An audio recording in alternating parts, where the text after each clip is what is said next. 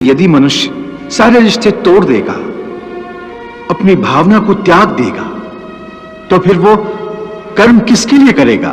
अपने धर्म के लिए। धर्म के लिए? हाँ, अपने धर्म के लिए। अर्थात धर्म के लिए भावना की आवश्यकता नहीं होती? नहीं, धर्म के लिए भावना की नहीं, बल्कि अपने कर्तव्य के ज्ञान की आवश्यकता है। इस बात की आवश्यकता होती है कि मनुष्य समझ ले कि उस परिस्थिति में उसका कर्तव्य क्या है। भावना तो कई बार कर्तव्य के रास्ते में आ जाती है, मनुष्य को कमजोर कर देती है। जैसे इस समय तुम्हारी भावनाओं के कारण तुम्हारे मन में जो मोह उत्पन्न हो गया है, वो तुम्हें कर्तव्य के रास्ते से भटका रहा है। इसलिए शास्त्र कहता है कि कर्तव्य भावना से ऊंचा है। अभी तुमने बड़े ज्ञानियों जैसे तर्क किए कि कर्म के लिए कोई प्रेरणा होनी चाहिए और प्रेरणा के लिए कोई भावना आवश्यक है। ये सारे तर्क मोहजनित हैं। रिश्ते नातों के मोह ने तुम्हारी बुद्धि को धूमिल कर दिया है, इसलिए तुम्हें सत्य दिखाई नहीं दे रहा। इसलिए इस समय तुम्हें धर्म स्पष्ट दिखाई नहीं देता। धर्म क्या है? धर्म की व्याख्या क्या है? इस बात का निर्णय कौन करता है? हे मधुसूदन, वो कौन है जो धर्म का विधान बनाते हैं? हे अर्जुन, हर प्राणी अपने धर्म का विधान स्वयं बनाता है। मैं समझा नहीं केशव।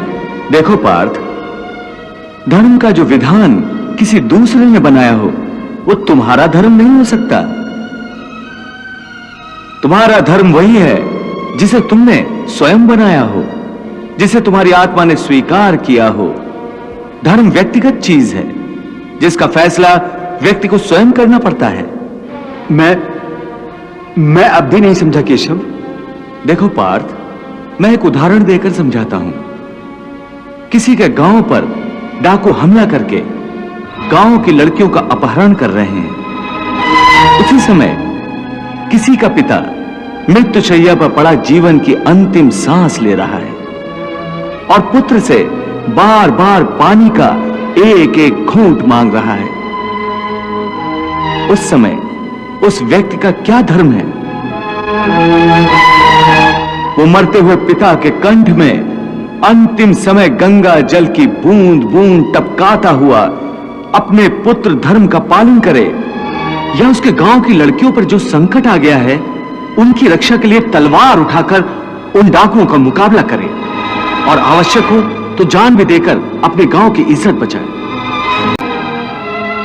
इसका निर्णय कोई दूसरा कैसे कर सकता है?